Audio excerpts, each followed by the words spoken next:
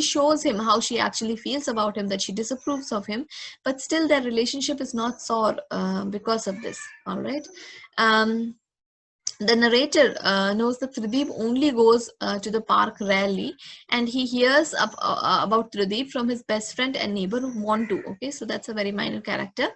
The ideas that he has about Trideep when he's a young boy is formed from these other associations, the other people who are there. They keep telling him things about Trideep. All right, and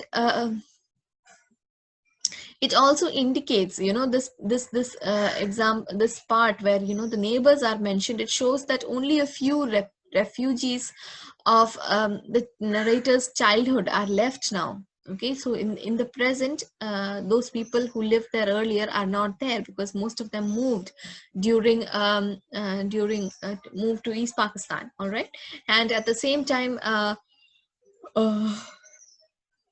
it talks about, it gives us the example of how in 1964, years after the partition, when there were problems happening in East Bengal, political problems were happening, many refugees came back to live in India, in West Bengal. All right. So again, the beginning of the novel, it shows the narrator's obsession almost with Trideep. If he hears that Trideep is in the area, he stops playing whatever game he's playing and he goes to find him. He never questions why Trideep has come to that place, because it's not, Trideep's home is not nearby. Why does he come there is something that he never questions.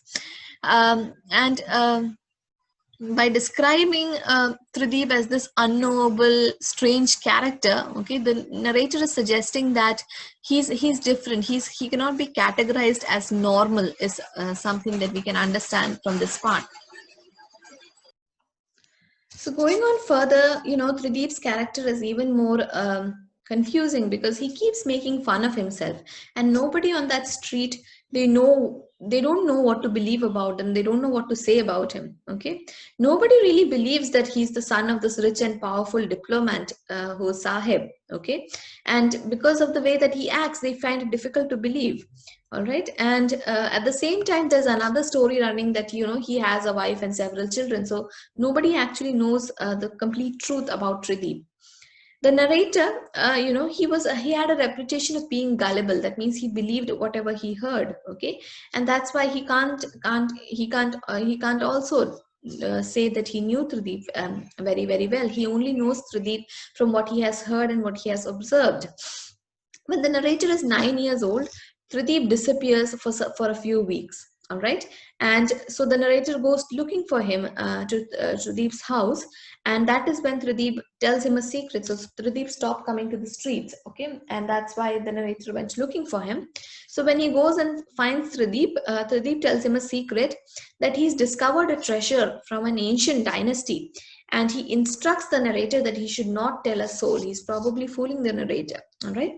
Weeks later, the narrator finds Trideep in Gole Park telling people that he's been away in England visiting relatives through marriage. Okay, so he's lying. Trideep is lying blatantly. He was just hiding at home. But at the same time, he goes and tells the people in the Gole Park, that is the area where he keeps roaming around, that he has gone to England to meet his, relatives. He says that he stayed with a woman named Mrs. Price, who has a daughter named May. And when asked, Trideep explains that May isn't, very, very attractive, but she is a warm and kind person. So this is where in the novel, for the first time, we are coming to know about the Price family. Okay, so we don't know at this point whether it's true or not that he actually did he visit England. Did he visit Mrs. Price and their family is something that we don't know.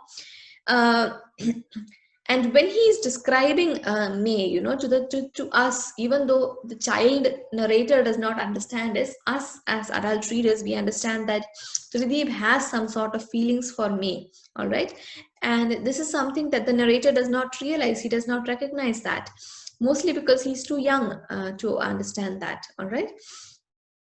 So there's two opposing stories. One story that that he saw the narrator, he saw Trideep sitting there at home and he talking about the treasure, and the same time there's another story of the London journey. Okay, so it's clear that Trideep hasn't really gone to London because the narrator did see him at home.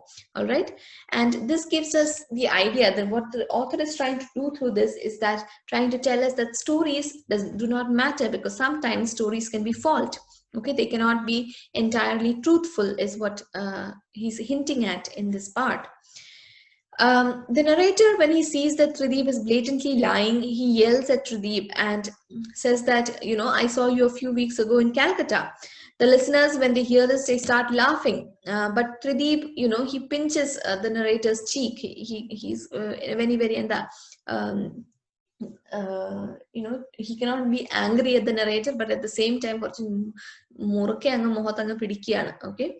So and good naturedly he says that everyone who believes everything they are told deserves to be lied to. So that is a very, very important sentence. Okay, so anyone who believes whatever they hear, they deserve to be told lies, is what Trideep says. All right, and when he leaves, the listeners are on edge as they believe that they've been made fun of because he lied about going to London. The narrator is also angry with himself. He yells at the listener that Trideep had actually gone to London when he was a boy, because his father needed an operation. I told you, right? The Sahib was ill and he needed an operation that could not be done in India. So he goes to London. And he explains that the Price family is not real, is real, okay, that they are related to the Price family, and that May is also real. And they invited Trideep's parents to come so that he could get a good treatment. Okay, the listeners who are standing there, they laugh, thinking that even this is a lie. But the narrator gets angry and he runs away. And the fact that the narrator burst in like this at this point to tell the truth about Trideep not going to London right now is telling us that even though he idolizes Trideep, he does believe in the importance of truth. That is very, very important for him, and that's why he believes that truth must be told. All right, and Trideep's reaction, on the other hand, shows us that he takes more pleasure in telling than having people believe his stories that are real. So he does not care if people believe him or not. He just enjoys telling these stories, and he has a skill at storytelling also. The narrator tells the reader that he met May Price for the first time 2 years later. All right, and then for the second time 17 years later in London.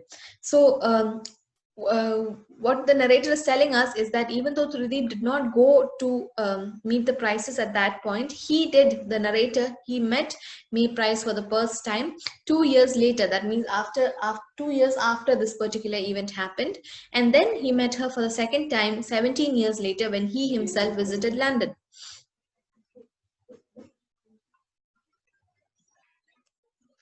So May Price, he goes looking for May, and it takes him at least 1 month to find May when he goes to find her 17 years later when he's older. All right, she plays the oboe, which is a musical instrument, in an orchestra, and the narrator goes to one of her concerts, and that is how he meets her, and she looks exactly how she did 17 years ago, is what he feels. All right, but except for the part that her hair is now gray. The narrator remembers watching her, okay, as she practiced her music when she visited Calcutta when he was a young boy. She remembers that she used to practice music, and he felt like the same image was presented before him when he was watching the concert. So why this is shown is this, again, fragmented narrative, right? It's showing us that the two times when he met May, one time 2 years later and one time 17 years later. So it's showing us that in different points in his life, the narrator met May, and he's trying to piece together the memories that he has to tell us the story of the shadow lines. All right, and after the concert, the narrator catches May's attention, and they meet. And the two are embarrassed. And May explains she remembers the narrator as a boy very well, and he looks the same, is what she says. She invites him back to his apartment for a simple dinner, and she also tells him that she works for several relief agencies, and she's doing a lot of welfare and charity work is something